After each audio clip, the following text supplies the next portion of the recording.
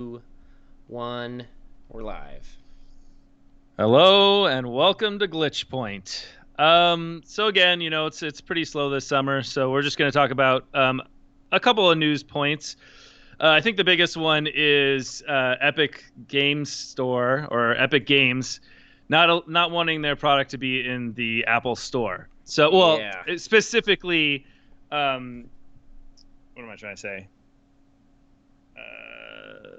Well, they took it out of both Apple and Google Play stores.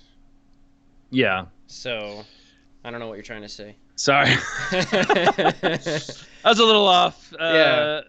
Yeah, Fortnite. Sorry, I just couldn't grasp the name Yeah. Fortnite for a second there, and it kills me. Yeah, it's like the Okay. biggest thing on the planet.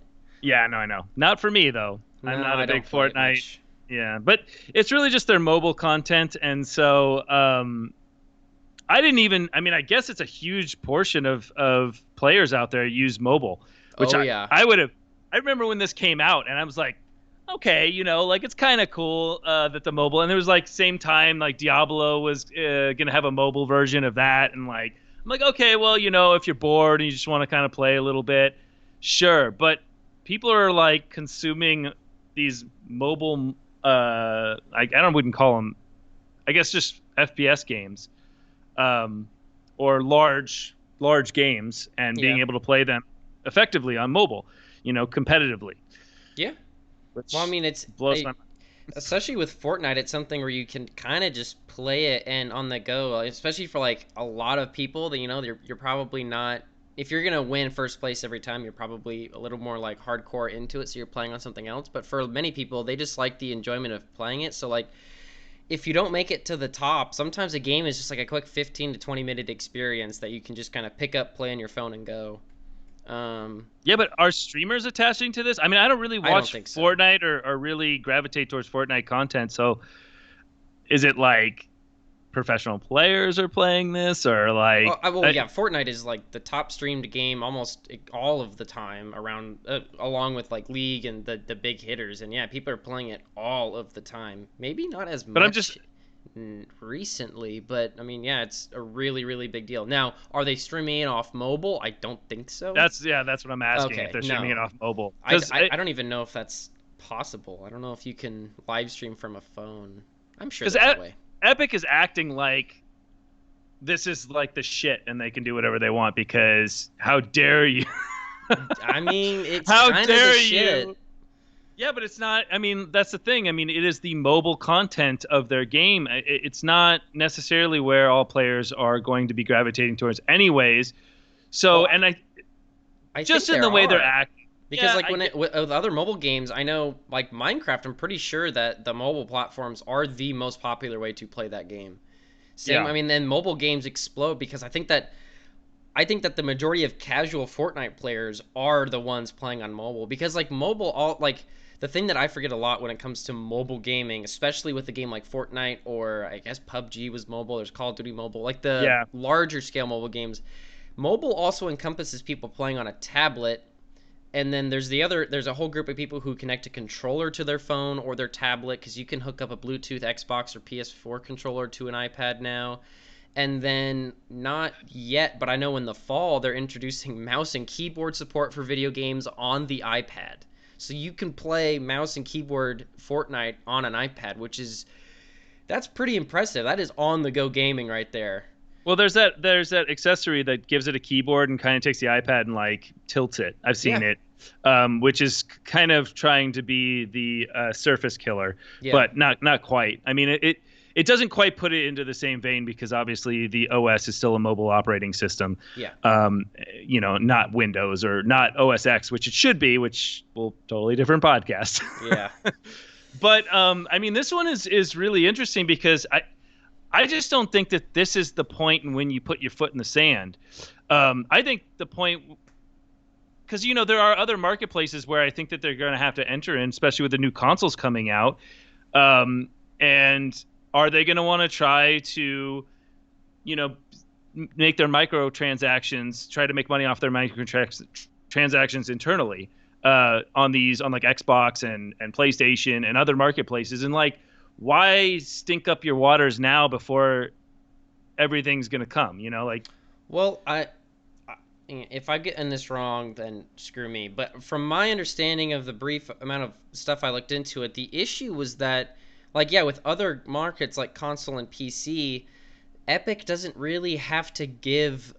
I don't think they have to give revenue to PlayStation or Xbox or Steam. Well, it's not on Steam, especially not on the Epic Game Store, because the money they make off of Fortnite, since it's a free to play game, is through the V-Bucks, and those microtransactions go through, I believe, their own marketplace. Maybe on the consoles they have to give a little bit of a share because you have to buy them directly, but that was the issue with both mobile platforms. Was because of that, Apple had to take them off because they weren't giving Apple a share of the money that they were making through that app, which goes against Apple's policy, and I believe Google Play's as well. And Epic is Okay. not willing to give them that cut, which is a it's interesting because and it's funny that this happened when it did, because about actually it was like probably a day before that this happened. Project X Cloud, the streaming service that Microsoft's bringing to Android and not Apple, had that exact issue, which was the app is free to download, but the only way to play Project X Cloud is to subscribe to Xbox Game Pass. So you have to buy it through like the Microsoft Store. So the issue there was, if you go into the Game Pass app, you can buy it through there, and because it's a subscription, Apple is very, very particular about subscriptions through their app store, and they require them to go through Apple. So that means that any subscription through an Apple app has to go through Apple, and that means that they take a cut from it, and Microsoft is not willing to give them that cut, which means Project X Cloud will not be on Apple devices. Which makes, it's a little bit more of the war between devices and the war between companies. I mean, obviously, Microsoft and Apple have had divisions in their operating systems forever. So, I mean, going back to the beginning of this century, no, Yeah. not quite. Beginning of this decade. Sorry, I meant to say decade. But yeah, it's I don't know. I mean, I can see them folding for a company like Microsoft just because it's different, because it's a service, and also Microsoft is just a behemoth. But for somebody like, I mean, Epic is big, but they're not Microsoft big, and this is just one application that they created. Fortnite is just one thing that Epic creates. Yeah, or but produces. it kind of became it pretty much almost overtaken that company. I mean, I know that I think that Epic has turned into only its Unreal development and Fortnite at this point, because Fortnite is making them just, I mean, it's just the hottest thing in gaming. Like, it's not even gaming, it's just like pop culture at this point. Like, they took the route of Minecraft, where once it hit pop culture and it wasn't just a game, it was like a brand where you could buy plushies and merchandise at Target. It's like that just, and I think that's why they're putting their foot down right now, is like they feel that they can do whatever the fuck they want with it because everyone will play it regardless. Yeah, but if they were to put Unreal Engine on the App Store, on the Apple App Store, and you had to buy assets on their store, I think it would just be a different argument, and I think they would have more clout and probably possibly be able to do it. I don't know. I mean, maybe Apple is very stringent in their structure and their rules, and they don't want to let up at all. But I just, for a game, it seems a little bit like, I get it. They're trying to make money, and this whole like 1980 or 1882 or whatever that book was, 1984, 1884. What was the book that Dude, Orwell? What was the Orwell book oh that they? God. That's basically what they're referencing, because in that commercial, I don't know if you saw the commercial Yes. that they did. That they're basically, so The 1984. 1984. And the history of that is because that's what Apple's first commercial was for, against the different companies. So they're basically homaging Apple's first commercial. Yeah, that was very. It was cool to see. I don't know. I don't think most people got it, because I don't think most people know what Apple's first commercial was, or like know the history there. But Yeah. It's interesting, but I don't know if it's the right, like, getting our users, to join us against the other tyranny in the world of software, hoarding. Or, Yeah, I don't know what to call it. I mean, I get it, because from a consumer standpoint, you just lost the game, like, and that sucks. You like, especially if you are only you're the person who only plays on the iOS store, the Google Play Store. It does suck that you just lost your game, but I do think that Epic, I do think that they need to give in, because I mean, you can, whether or not there's greed there is up for debate, and there probably is. But from my knowledge, and when I read, I think it was like it was the biography of Steve Jobs, and they went over that the whole subscription thing of why Apple has always been so stingent on, if it's a subscription or you're making money, you need to go through us, and we're going to take a cut. I mean, Steve at Jobs and Apple still now are very adamant about user privacy and not letting. I mean, that's like one of their number one things when it comes to their operating system is user privacy and not letting any other third party get in to that realm. So I mean, their argument is, if you're going to be making money through an app, it is against our privacy rules that you make money without us knowing / getting a cut of it, because we can't trust you that you're making it and not robbing the user. Which, from that standpoint, I understand what they're doing, and I think that they should just give in. Whether or not they deserve a 20% cut on Apple's side is a different debate. Well, I mean, this is more of the closed architecture bullshit. I mean, like, this is literally that they need to have a closed system in which they have control over everything. I mean, this is the same stuff of why they're going ARM processors. Yeah.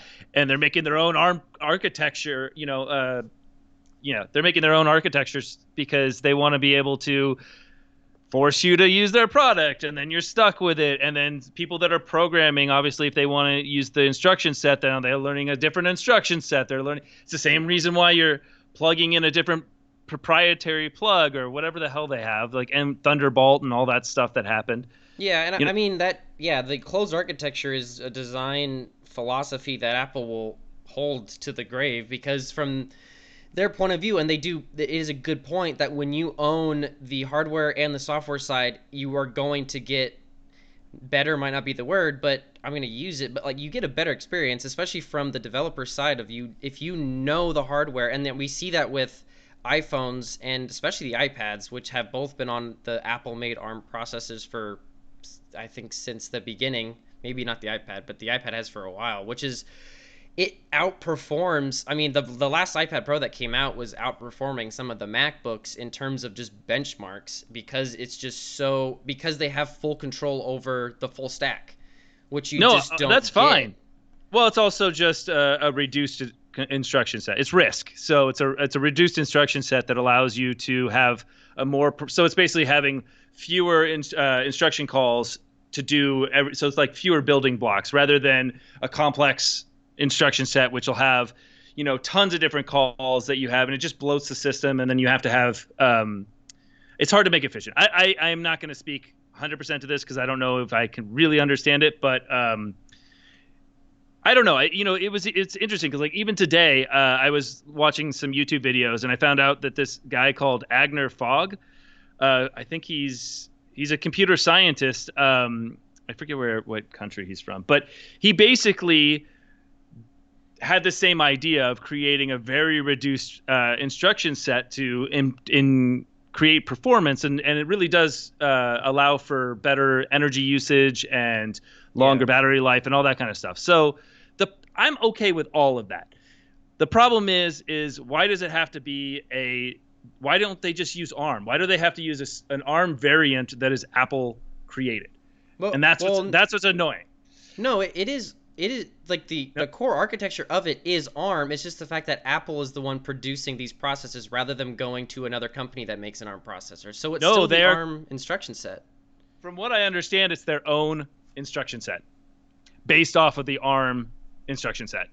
And I'd have to look further into this, but that's kind of the feel that I got when I was doing research on it.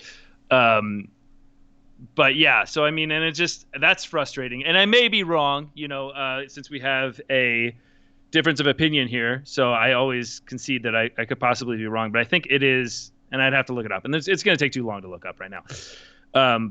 But I don't know. And I'm for ARM, because that's what they're using right now. Is they're using for their mobile platforms and their iPads and stuff. They're using ARM, regular ARM, which also creates a better battery life and all the things we're talking about. But I think with this further reduced instruction set that they're creating, it's even better, because it's tailored for those processors that they're making. So it's not just a hardware thing. Yeah. I always say I might be wrong because I always, assume that I am.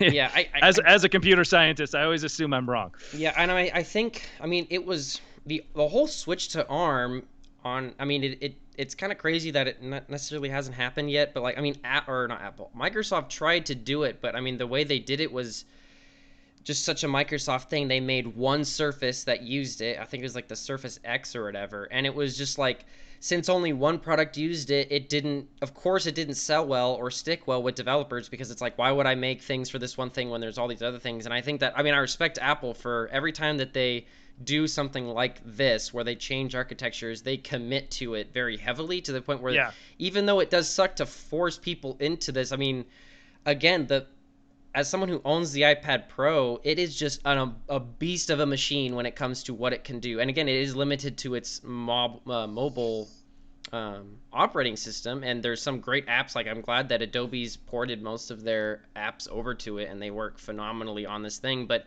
even just video editing on the iPad Pro is way better than I could have imagined. Yeah. So I'm really excited for. I would love to see other companies make the switch over to ARM so we can get better cross-platform things, and I think that would be great for like developers down the road to make Windows apps and Mac apps work a little bit better. But that's probably not going to happen. But in terms of the Apple world, which are on their own little realm, it's going to be amazing that their phone, their iPad, and their desktop all run the same architecture, the same types of processors, which means their apps are probably going to be cross-platform significantly more. And I wouldn't be surprised if in 3 years we start seeing the iPad be able to either run OS 10 or Mac OS apps, or if it just becomes the new MacBook.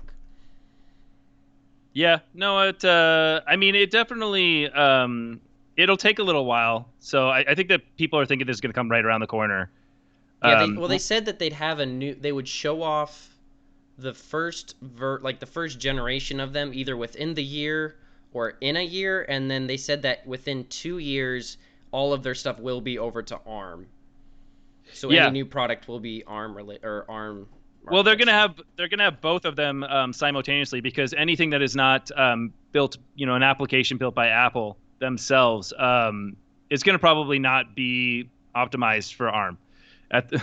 Coming out the back, because they're still using, so they're still gonna have Intel. So from what I understand, and this is all just people talking, but they're still gonna have Intel versions of everything. Yes. So, for a while. So until it kind of solidifies and they can get more and more of the App Store optimized for ARM architecture, because a lot of people use different optimizations to make their apps work better, to get down to the metal. Yeah, and I mean, I so know they'll need to. they started shipping out dev kits for the ARM, which was pretty much a Mac Mini, but it has the iPad Pro's processor shoved in it as like a way to and they have, I can't remember what they call it, but they have like a software suite of ways that they can just take regular like x86 architecture programs and convert them over to the ARM almost without any dev input. I mean, I'm sure there's always going to be those edge cases, but I would say for the majority of apps, they're able to port them out without the dev doing anything, which is very impressive. Yeah. Yeah, definitely. I mean, it's going to have some problems. I actually read the same thing, that it will convert it over to an ARM architecture. But yeah, I don't know. We'll just have to see. I mean, like it's just projection right now, because we have no idea how it's going to go. But hopefully it'll be. It's a nice move. I mean, I like that. I don't know what Intel's going to do. I mean, they're going to have to fold over and change, because it's definitely, they're not going to have the more performant, instruction That's set. actually a good point, because I've noticed the past couple years that Intel I would not, maybe not the gaming realm, but maybe just the Windows realm, has kind of not been as prominent as it was. Like, I feel like AMD's been making strides with their processors and coming back and really fighting it. And as someone who's built about like 3 to 4 PCs in the past 4 years, I went AMD almost every time, because they just had a better price point and probably not the same, but like pretty great performance for what the prices were. And Yeah. I wonder if that's because, I mean, That happens a lot with big companies when they get a lead, they get lazy, and I think that AMD's just been using this lazy phase of Intel to gain ground. But I think that they've been lazy because Apple has been so tightly wound with Intel that they were like, well, it doesn't really matter, we always have Apple, and now they don't. So I'm wondering if Intel's going to start really trying to fight against AMD again. Yeah, I mean the whole Riser thing and the Threadripper, it's just I mean they've definitely their flagships have been kicking butt, Yeah. like ridiculously better processors. I to the point where it's almost ridiculous, how big your L1 and L2 cache is, and like just Yeah. how many cache lines you have. Who the hell needs that, right? I mean, like you look at it and you're like, and it also for their flagships they cost an outrageous amount of money. Yeah. But it's good to see that they're kind of pushing the front end, because I think that's the face of the company, is those ridiculous processors that they put out, because that's what people see. Because it is then they'll get more deals, now that they're going to be, Apple's changing ship, and it's like, it's going to be interesting. We'll see. And I hope they keep their, over the time, I hope they keep the budget, like, the way, because they always seem to be a budget, processor, or at least have budget processor options, which has always been nice. For Macs? No, just in general. I'm just Oh. saying AMD over Intel. Intel has always seemed more expensive for the same product, where Definitely. AMD has really looked at the consumer and seen the price point and how they can get their product to more of the consumers, rather than just trying to satisfy the computing or the computer enthusiasts. And Yeah. it's like they're hitting both sides now, which is really nice. I just hope they don't lose the budget side of their mentality. Yeah, I mean, I don't think that they're going to, because it does feel like every time I'm looking for a processor, I find an AMD to just be cheaper for the same. And I think that the only thing that might happen is that Intel might start dropping their prices to match AMD, but I don't know if they really want to / can't afford to undercut AMD, and I don't think AMD will either. I don't know. It's gonna be very interesting. And I mean, maybe Intel will start making ARM processors or something. I don't know. Well, the problem with the keeping with the complex instruction set is it's just a battery life thing, and like just how much power they're using. Yeah. It's going to become a problem, and they're just not going to be able to compete in the long run, And they really need to make the switch now. They can't, because they're kind of stuck where they are. But I think people want ARM because it's a more simplistic instruction set anyway, so it's easier to understand, and also that makes it more performant. So it's like it's a win-win, And I think that's what Apple sees, and they know that's the future of things, and so that's why they're going over there. Yeah, and I think, and you make a good point about the battery life, because I don't know how great the battery life was on the Surface X. That was their ARM one, but again, it was running there was so little apps that you could run on that thing. It was just such a half-assed attempt that, I mean, the Surface line has been fantastic, and I love the Surface laptop, but if the Macs are making the switch to ARM, they're going to be able to just murder the battery life, which for a laptop, that's kind of one of the most important things, that if they can say that they have double the battery life of any other product out there, I think that these laptop companies are going to have, specifically Microsoft, are going to have to look at themselves and ask them, why are we still using this fucking processor that's just never going to get the performance that we need for the battery life? And I'm wondering if they're going to make the switch, and what Windows is going to do, because Windows is just such a bloated pile of crap operating system at this point. Yeah, well, I mean that's always been the thing, and I mean, so many people are switching over to Linux. I was actually, well, I don't know if that's, I think they went up to 2%, which is like still nothing, but 2% market share. But I mean, they used to be at 1%, and they just made it to 2%. So and I was watching, I think Linus Tech Tips, and they had a race on who could install Linux versus Windows. And Linux was installed in like seconds. Yeah. Full install, like ready to go. And there's more and more strides to make it more convenient for the user, but it's still just got that hackish feel to it that I think most users don't want to have all those options or understand the command line or. Yeah, and I mean, there's some great there's great branches of Linux that are completely GUI based, but there's just a stigma around the name Linux. That either A, no one understands what the hell you're saying, or they're like, oh yeah, I don't want my computer to like break on me, even though, Mint, for example, is like, it's practically just a full little operating system just like Windows. It is. It's just amazing and lightweight, which But I think that a lot of I mean, where Windows wins even over OS X is just the applications that you can get on, especially gaming and like Yeah. that. If Linux could figure out, and Steam is a great. I don't know how the other stores like. I don't know if Epic Stores has a Linux like option to just search for Linux based games, or any of the other stores, Humble Bundle or any of them. But I know Steam does, and that was always like a big thing about Steam is like you can get a lot of games on there. Like you can get GTA, which is still Yeah. being promoted for the new consoles. So, you get that on Linux. Yeah. So and it is. I mean, the thing is Linux is just super lightweight. It's not heavy, and it feels that way. And I don't think most people understand when you say that Windows is bloated. I don't think most people understand what that even means because they just don't Yeah. know the difference. They don't know what a fast operating system feels like, snappy operating system. It's more like, when a phone is snappy, that's like the best parallel. Like when like you feel the snappiness of your phone. Yeah. But No, for sure. that's running Android, which is a Linux-based variant. So or Unix-based variant. Yeah, But and I mean that's why Mac OS has just I mean so many people love it because I mean it's also also Unix, Unix yeah. based and like I think that Apple does have that advantage of since they have had closed architecture for so long when it comes to backwards compatibility it's a lot easier for them to be able to say yeah your old programs run because it's almost like the exact same operating system every time and again like you have to well you can have a Hackintosh thing which probably won't even exist once ARMS come out but you have to have a Mac in order to run the Mac operating system, and they can guarantee that. Whereas Windows, the reason it is bloated is because it's an open architecture, or it's an open operating system. You can put it on literally any computer you want, so it has to work on every computer, and it has to have all of the backwards compatibility in the world so that it can run fucking any app that it needs to past like Windows 95. yeah.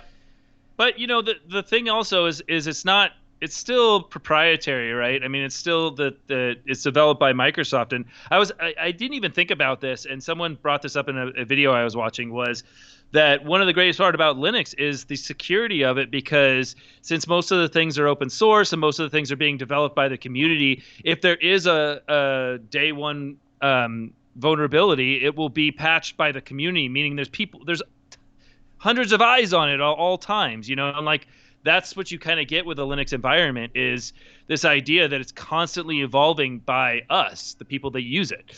Yeah, and I mean, I think that does scare some people at the same time because they look at Microsoft and they're like, well, that's their job to do it, and like, it's they're what like that's like the whole big corporation like it. I think for a lot of people they kind of feel the security of Windows because maybe it's just they know it, but that's a good point of the bureaucracy behind a giant corporation like Microsoft does mean that when there are bugs, it takes a long time for them to get fixed and the way Windows treats updates is the updates themselves are just bloated. But I think that people should really see the whole community development of Linux as a way more secure thing. Yeah, I agree. I mean, it's there's a parallel that I it's like Bitcoin. I don't know.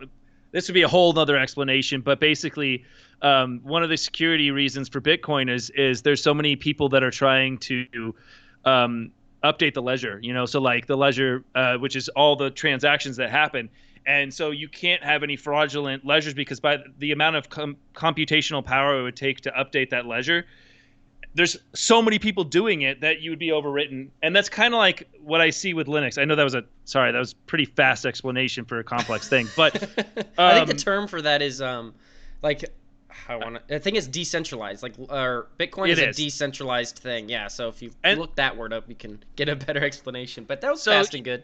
Yeah, decentralized is great, and that's kind of what Linux is offering as well. I mean, it's this idea that even if somebody were to put some sort of fraudulent, application or version of an application out there because they altered it, somebody else would come around and fix it, and somebody else would, or they would point out, or the repository that it was on, or package manager that it was on would kick it off. There's just so much going on. There's so many eyes out there that are trying to protect you, and I honestly think there's more good people out there than bad in general. And I think Yeah, go ahead. the example that you're bringing up also just goes into the development of the operating system and each version of Linux that there is out there. Of like, I think for a lot of people they just don't realize what like software development means. So I think when you say like, oh well, anybody can like kind of work on Linux and it's like a community making it, they kind of see that as like, well, someone could just ruin it or like push something bad. But like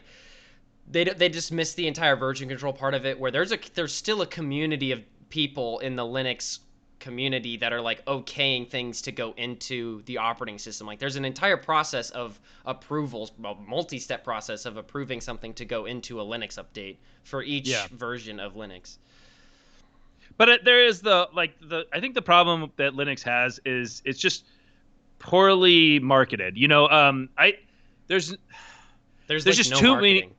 Well, there's just too many. Well, I'm saying like not that way, but I mean there's just too many versions of Oh yeah. everything.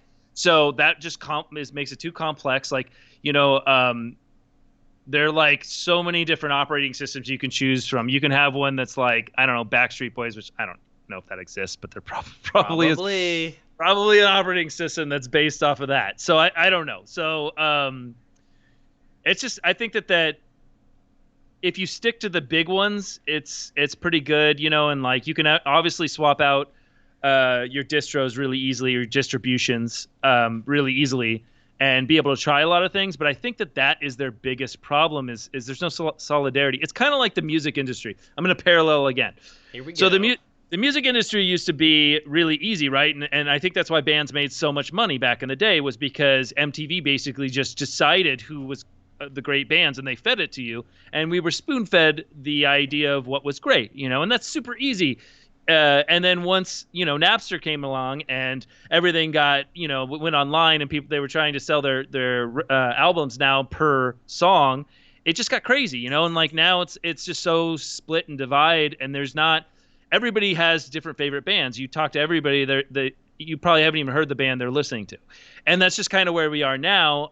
And what it does is it just makes it harder for a band to break out, harder for a distro to be big, harder for more people to come into Linux versus the Microsoft, which is just feeding it to you, and the Apple that is just feeding it to you. Where I think people just they don't want to have to do research. They just want it. And this is actually going all the way back to Apple. This is where Apple's success came from.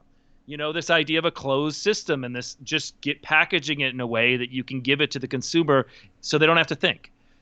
Yeah. And that's not Linux at all. No, well, I think that it comes from an idea of like, and I think like what you were talking about of going back to like when MTV was kind of just feeding you what was the popular music of like, even though I think everybody would say, if you were to ask them, do you like having choices? People would be like, well, absolutely. But I feel like the second you give people too many choices is when things start to fall apart. Like people, they like having a choice, but they also don't like making a choice. And that's why like with Apple, like you're not making, you make the choice to join Apple, but like they don't give you a choice on like, do you want this or this? Like Microsoft's like, well, do you want a billion different laptops? You can have any one that you want. They all run the same thing. They're just like, you get this experience. And Apple's always been, this is the Apple experience and you're going to get it and you're going to take it. And if you don't, you can just get the fuck out. Yeah. And I like that personally. But I also do appreciate Linux for giving me any option that I want. If I want Backstreet Boys Linux, I can have it. But again, I just think that the amount of choice that offers, you're saying, is a scary thing to the normal person. Yeah. And could you imagine Android would have gone under if there had been different versions of it? There kind of still is. I mean, there's like, but Android, the only there's stock Android, and the only phone that uses not the only one, but the main thing that only uses stock Android is Google because they own it. But like Samsung has their own branch of Android, LG has their own version. Almost every phone manufacturer has their own version of Android, but it's at its core. But again, it's the fact that if you buy that phone, you don't get the phone and then it asks you what version of the operating system would you like. If I buy the Samsung phone, I get the Samsung operating system. Yeah, but it's most still of called Android. The feel of it and the way that you the way that things slide, the way that the buttons look, it's all universal. That is the base Android operating system that allows you, as it gets updated, so that all the phones fairly look or function the same way. Like you're not going to get outrageous versions of Android that just function in a completely different way, and where you'd be I mean, I would say that that was the case, but I think I guess I asked, when's the last time you picked up a Pixel phone, which is the Google one? Because It's been that a is, while. it's definite. I think that we're reaching a point where we are starting to kind of get a little bit more different between all of the phones, specifically the big ones like LG, Google, and Samsung. That it's Yeah. funny that they're all called Android phones because I mean they technically are, but they're getting very different. Especially Google's taking a very different approach. Google is taking a lot from iOS recently. So a lot of the things that they started to introduce, they're putting into Android. And again, like they have a set and they tell manufacturers, here's Android, use it how you want. But Samsung is still sticking with their, I'm pretty sure they're still sticking with the three buttons on the bottom, and that's how you interact with the software. But Google has ditched the three buttons on the bottom for a more Apple-like look and feel. Yeah, but I mean, it's still though the way that applications.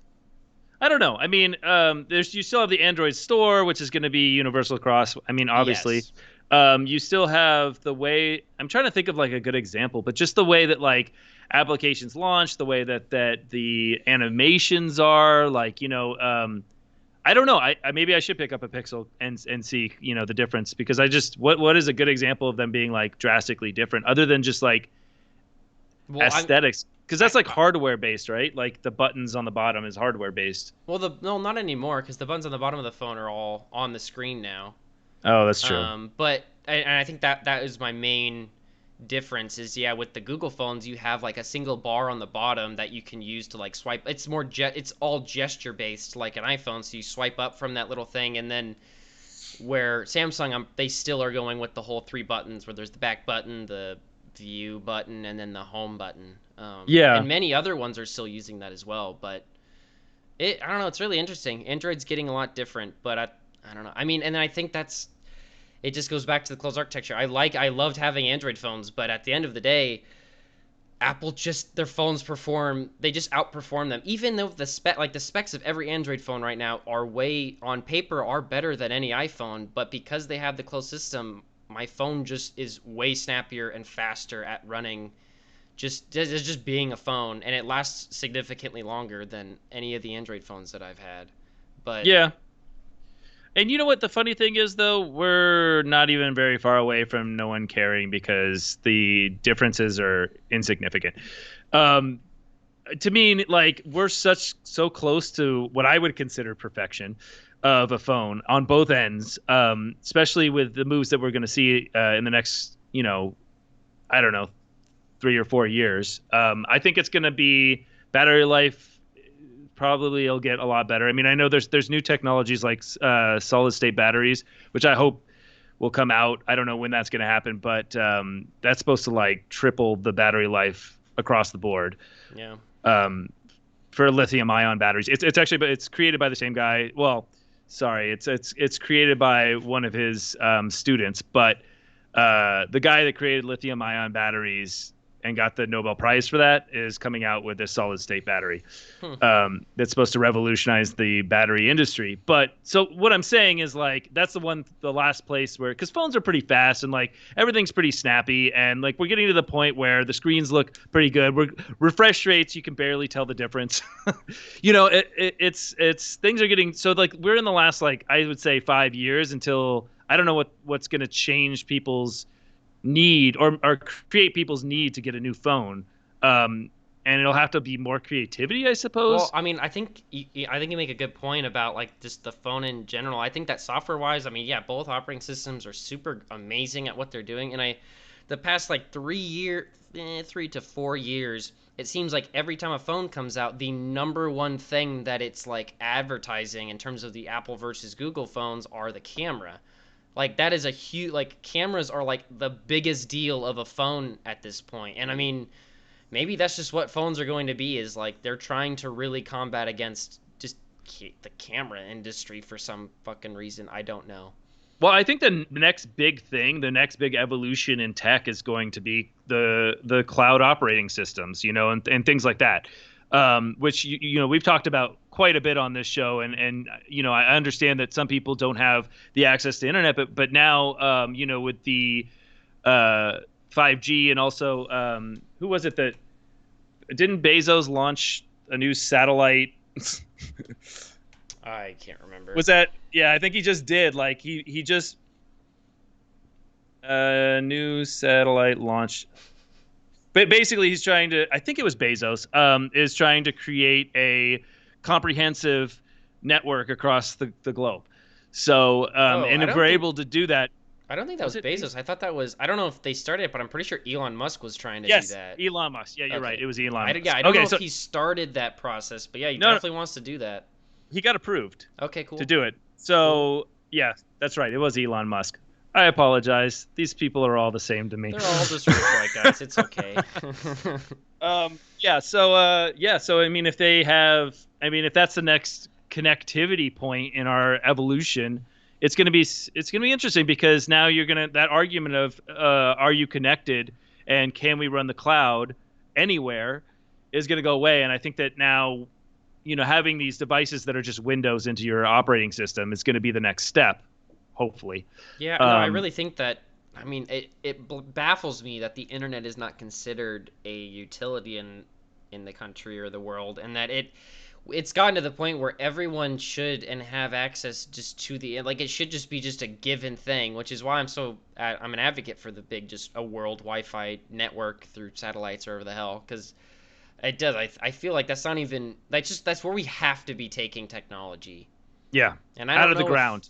I mean 5G, it's cool that we're upping the speeds and everything, but I mean, by doing that, it requires us building more and more. Like, you need more towers for 5G because it just doesn't reach as well. I mean, it just doesn't feel like that should have been the next step. It feels like we should have just tried to get 4G accessible everywhere and as like just a given free thing, which maybe will never happen before going to it's kind of like the when I look at 5G, it's amazing what you can do, but I also look at it the same way of people that are making 8K TVs. Like, again, cool, you can do that, and yes, it's more resolution, good for you, but like, do we really need 8K TVs?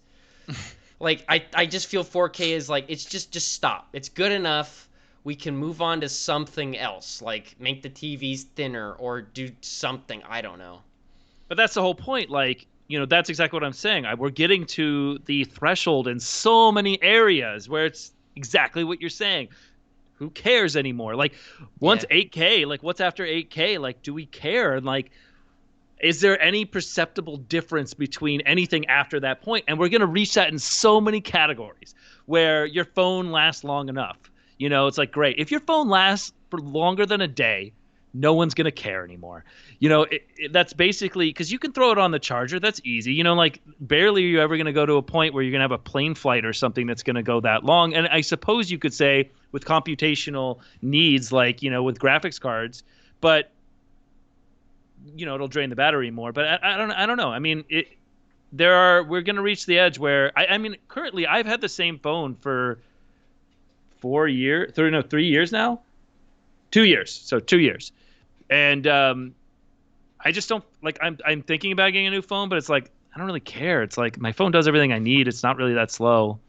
Yeah, I mean, yeah, I mean, most of the times with phones, it is just the battery degradation over time, and eventually it will just your battery just won't hold the same, and that's going to be true with any. I don't know anything about the solid state battery that you mentioned. I've never heard of it until this moment, so I'm not even going to pretend to know what the fuck. But I mean, with any lithium ion battery, it's gonna degrade after time. We see that with Teslas. We see that with any phone in the world. So, which is so I don't know. I don't know if we found a great way to recycle batteries, but it is just an extremely wasteful thing, on the Oh grand yeah, scheme of things. we're not gonna go into e-waste because that's China's problem.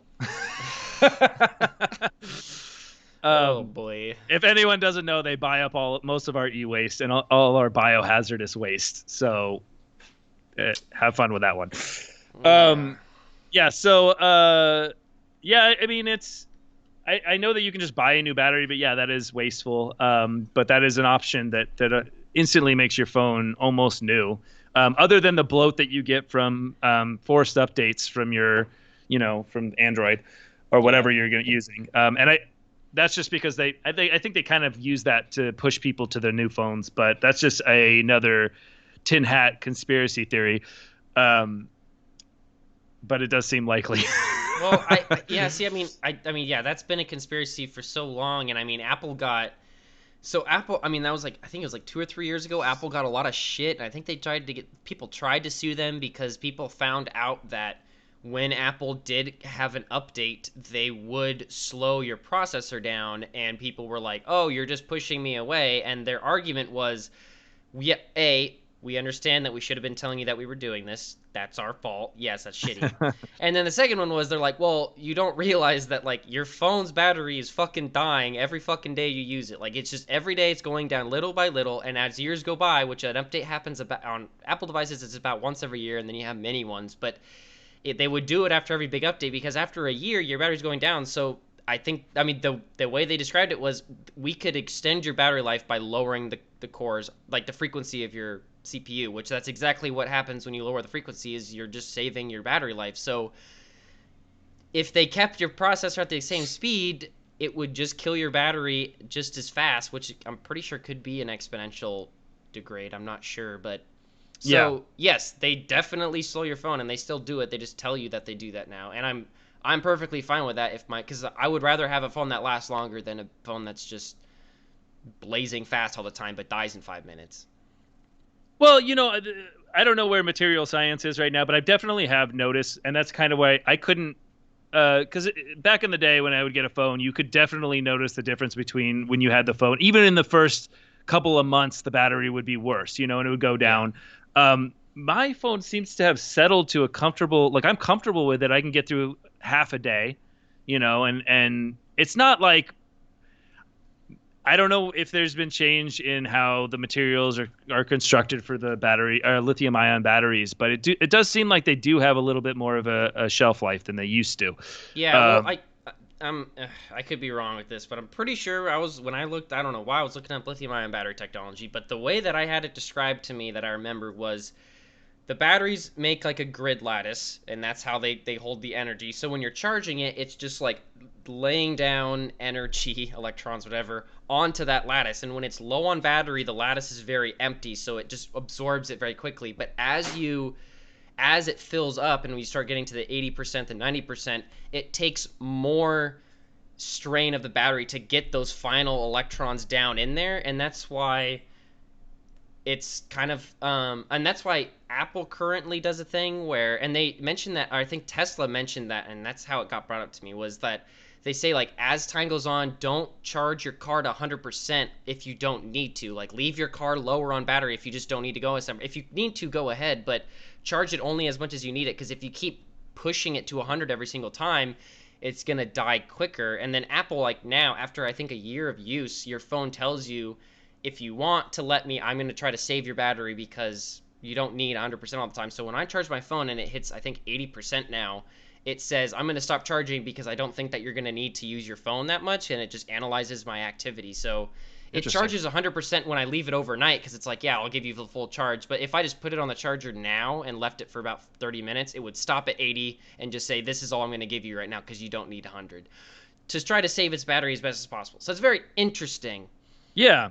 Well, then I I don't mean, know where I like, was going with that, but that's how it how works. how do all the fast charging? Because I mean, there are phones out there right now that can do some really ridiculous stuff with fast charging as well. Yeah. Like, I saw one phone where you can literally see it count up to 100. Yep. I forget what phone it was, but it was not one of the main Yeah, I think it was like a three. Motorola phone that did that. Yeah, it was. I think that was their gimmick. But just still, I mean, to be able to get charge into those different layers, I suppose that they're just able to do it at a faster rate. Is that it, or is it just material science, like using carbon fiber? Or I know there was something to do with long time ago with carbon flaking, which you could do to induce like or allow charge to travel faster or something. I don't know. Yeah, I don't know how fast charging necessarily works. I don't know if they're just blasting more electrons on that thing, but oh, Yeah, that's the other thing is that yeah, the whole like data or electron lattice thing came up because I think lattice. people were complaining about, because in cold weather batteries will die as well, and that's why I think the Nissan Leaf didn't have proper insulation, so that battery would just, if you lived anywhere that wasn't warm, it would just kill itself in terms of performance. After like a year, you'd be at like 75%. It was really bad. Um, and I Wow. mean, Tesla tells you that, like they're like they have a lot better isolation, and they pride themselves on being able to be in cold weather, but at this they tell you like you're going to lose about maybe 15, 20 miles depending if you have a car in Michigan versus Miami in your total range, because you're just it's when things get cold, they compact or they contract, so it just contracts that lattice and it just doesn't let it get as much energy as it usually would. I'm super excited. Like I mean, batteries are the next frontier. Because it's not just like, your laptop or your phone or even your car. I mean, if they can get battery science down and like at least extend it or triple it, or then you're talking planes, you're talking boats, you're talking so many different things, like, eliminating pollution from all of those. And I mean, they already have an electric plane out that you can, I think it goes like for 30 minutes. It can fly for 30 minutes in the air, but it's a company that's trying to sell private planes that are electric.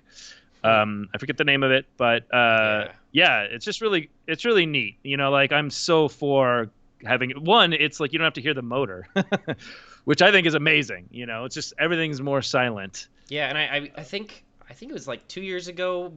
I want to say that Tesla bought this battery technology from Philips, which think they was calling it superconductors, where it was like it was pretty much a way that they could triple battery life and like significantly reduce the ion battery that they needed, and they were trying to use that or they bought it to develop it for their semis, but they were going to use it for their Teslas too. And it was like they mentioned how the biggest cost of a Tesla and the reason it weighs so fucking much is because of the giant ass battery on the bottom, and that these superconductors are going to just triple that battery life at a significant cost and weight reduction. And that would just, I think that is going to be huge. And I agree, I think batteries are just fucking, one, cool, and two, the next thing we need to innovate, especially with global warming and needing better energy sources. Well, we're just talking about it, but there are so many people that already know this and are like feverishly working on it, to be able, because whoever's able to produce these batteries for these large companies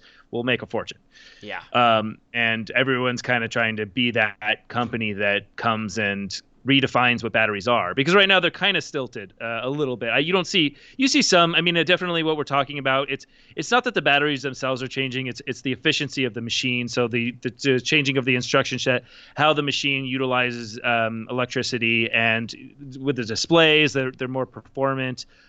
Just everything. There's actually even just HDR and being able to turn. We had this conversation. It's not HDR that turns off pixels.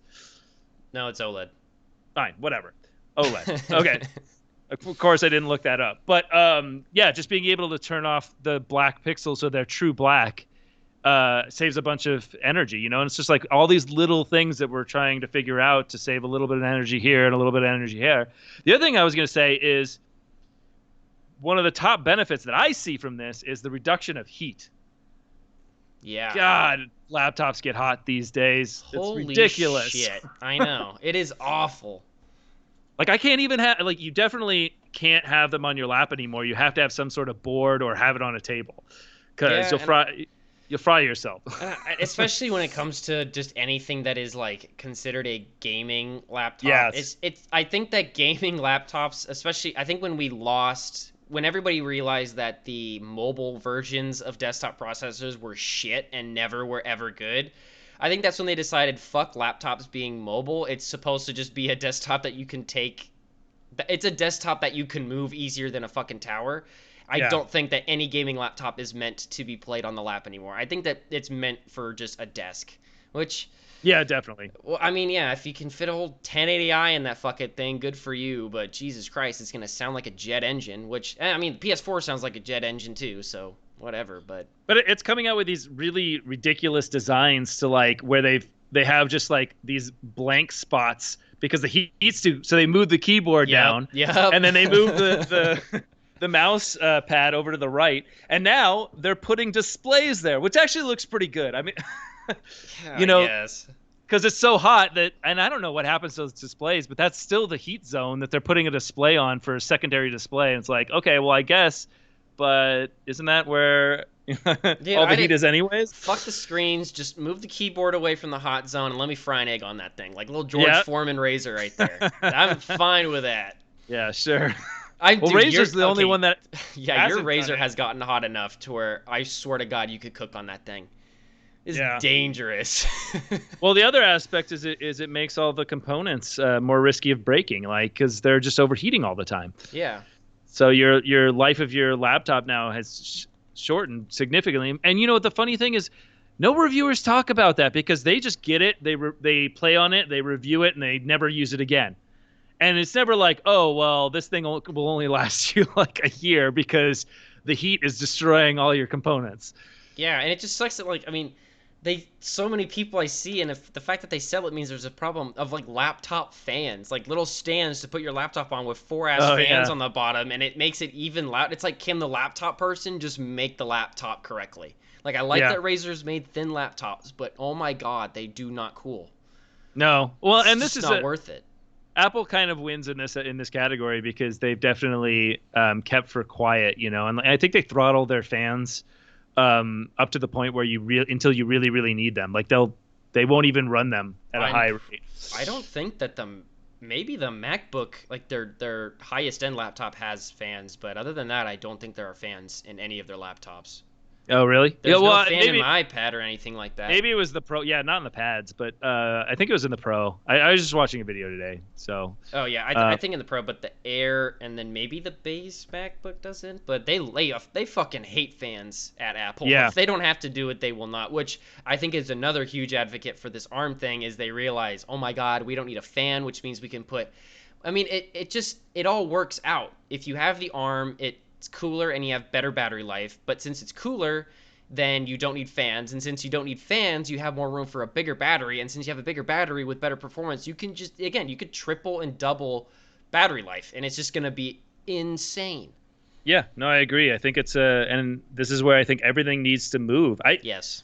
The problem is it's like that's the only real big division between Intel and using the x86 and ARM, you know, everyone else using ARM architecture. I don't know. I don't know what they're gonna do, because I wonder if games would ever make the switch. Yeah, maybe. I mean, again, I think that most people don't program to the low level unless you really need to get performance. So I mean, you could definitely hide a lot of that. I think, you know, I mean, for the average, you know, because that's what if you're programming an application for a cell phone, you don't really know that you're using an ARM architecture unless you really care. Yeah. So I don't know. I mean, I guess it just comes down to the languages and that people are using and just trying to obfuscate more and more things, you know, from the users. Because I mean, it comes down like the more and more I just watched a bunch of videos on like efficiency and like getting down to the assembly and every time it's like, well, you could do this, but the compiler's going to do it for you anyways. Like, yeah, unrolling loops, the compiler does that for you. Yeah. It's just like so many different things. Trying to get rid of branch predictions, the compiler does that for you. It's like, and this is one of those things you learn in school that we both learned is don't try to outsmart the compiler. Just if you need to, see what the compiler is doing and see if you can make it more efficient. But then you're stuck with that, and the compilers are continually going to get better anyways, and they probably will in the end be more performant than whatever you did.